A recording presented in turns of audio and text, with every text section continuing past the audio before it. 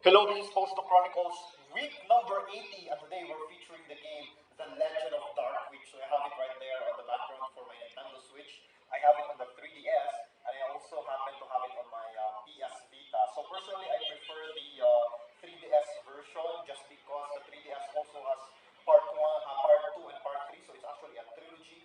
On the Switch and on the Vita, it only has a part 1, and unfortunately, I would have to say that the Vita is like the sort of lazy port or version because I believe it initially came out for maybe Steam or 3DS. I'm not sure, but yeah, the Vita is a little bit pixelated, and then it's not the aspect ratio is not 16 by 9. They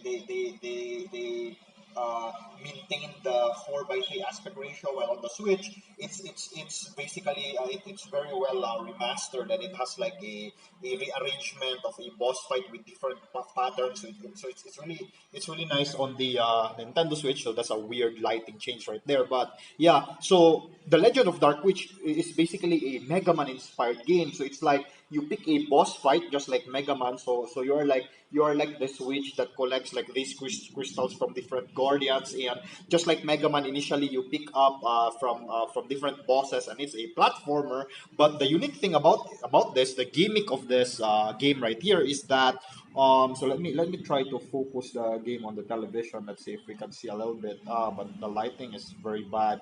It's a bit dark outside because like it's like raining or something. But I think that's fine. But anyway, so it's a platformer. The gimmick of the game is it's like if you're familiar with the shoot 'em up Gradius. So the way you level up is you kill enemies and then you obtain power ups. So every time you obtain a power up, you have the option to use it right away and power up the first skill, which is in this case is speed, or you can reserve the power up, and then if you pick up the next power up, then you go to the next tier. So in this case, the next tier is called the wing. It basically slows down your jump. So it's basically greed use. So do you like every time you pick a power up, do you level up your lower skills right away, and then the next time you pick up the another power up, you have to wait for a longer time to go to the higher skills? Or do you conserve your power up so that as early as possible you can already level up the last one? So it's very nice. The thing is, it's on the easy side compared to Mega Man, and the reason is that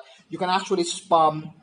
There are like other skills that you can level up, and every time you kill a monster, there is this resource that can be used to level up your skills. And the thing is, the after you finish a level, for example, if you just quit the level, all this like sort of currency, the spirit of your enemies, they get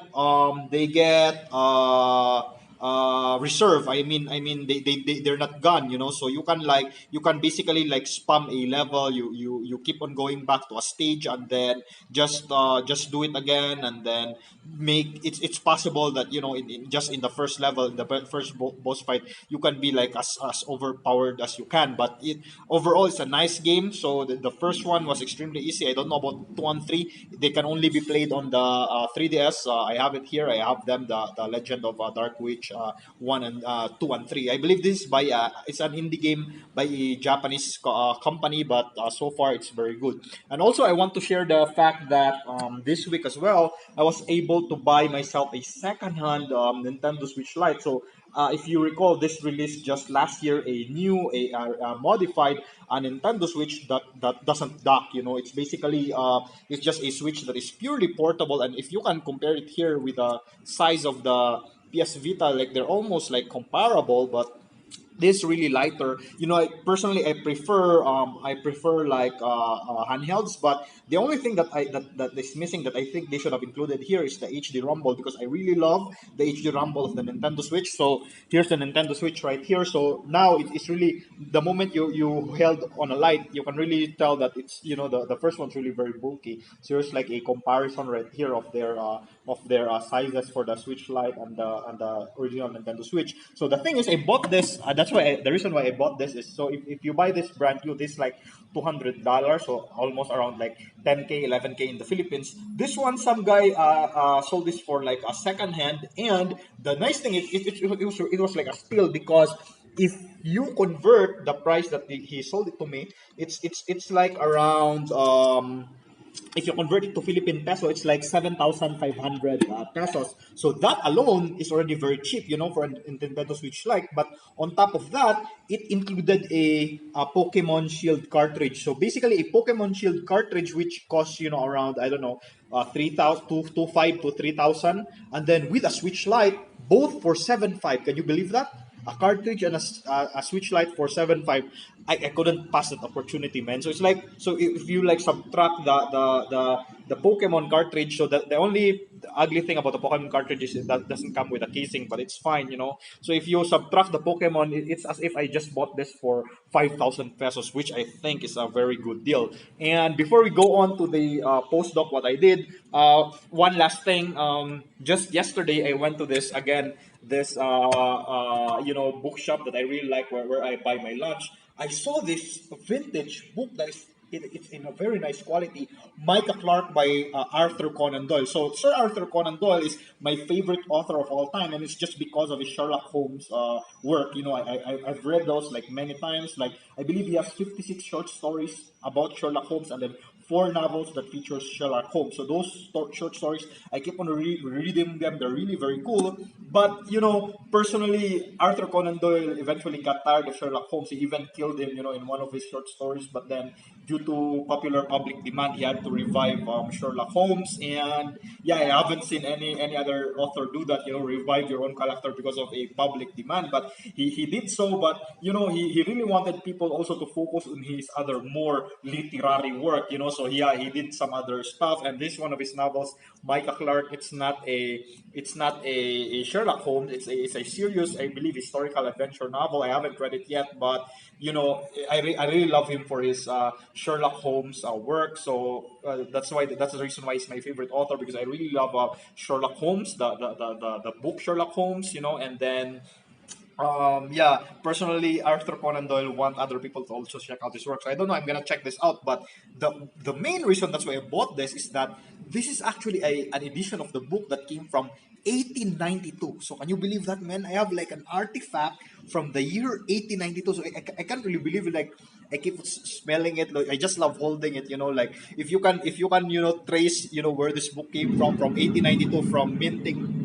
I hope you can still hear me. There's like a thunder rumbling outside. But yeah, from 1892. So you can imagine, more than 100 years, this has been, staying at somebody else's book, book, bookshelf or whatever. It has been on so many hands. And then eventually it came to me, in a very pristine condition. And I covered it because with a plastic cover, because the spine here are like a little bit broken. So I had to protect that with a plastic cover.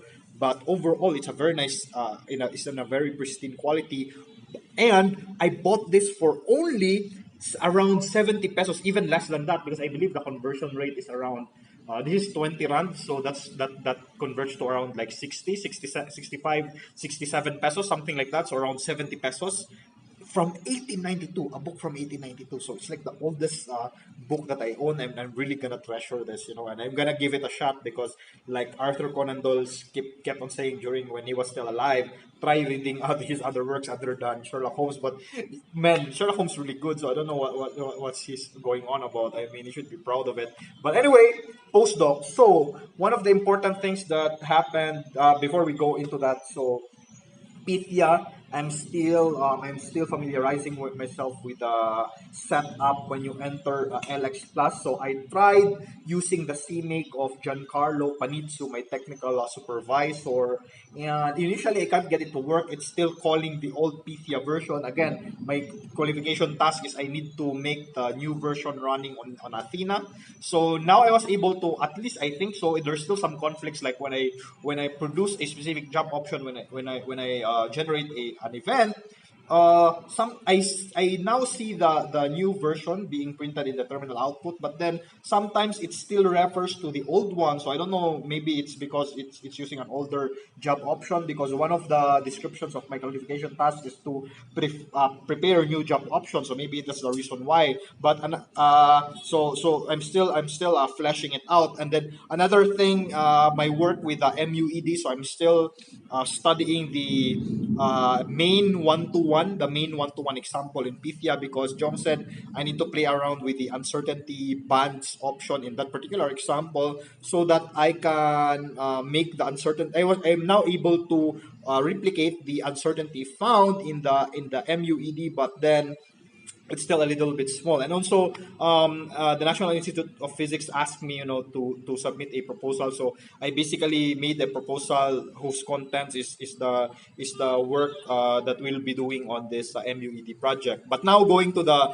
most important report that I said that happened this week is that our paper on multi-higgs, which we submitted. So me and the other authors from Finland and Italy and Germany. So it's with basically me, Jong, Christian, Oleg, and Subhadip. So these collaborators, we submitted the work last December. And so we got the review, PRD. The review is very optimistic, very positive. However, it has a lot of comments and revisions. It's almost like, I believe, 17. There are like 17 comments that we have to tackle one by one. We have to answer one by one before it can be considered in physical review D. So after we do that, so basically I believe later on when I go back to school this afternoon, Subhadip and I will have a Skype chat. So how to divide the task on running again the BDT, because one of the main criticisms of the referee is that we treated BDT as a black box. So he wanted some physics discussions, and also he wanted this thing called the tenfold validation. Again, I'm not familiar with this because it's just like the first time I'm using a BDT in my life, so I need to familiarize what he meant by tenfold validation. But the nice thing is I'm not alone in this work, so I have I'm working with some other experts that have been doing this before. But anyway, yeah, so I'm gonna update you on I don't know what's the progress would be this next week regarding that revisions, but hopefully we can tick a lot of the comments already of the referee, so that I don't know, maybe within March we can resubmit the paper and it will eventually get accepted. But anyway, this has been Postdoc Chronicles week number 80. Can you believe it? We're already in number 80 weeks into Postdoc Chronicles. And again, let me just show you my book from 1892. Smells so good. You can even, you can, the way they print the letters before, you can feel the texture. And of course, my new Nintendo Switch, okay. But Postal Chronicles week number 80. Thanks for watching. I'll see you next time, and bye bye.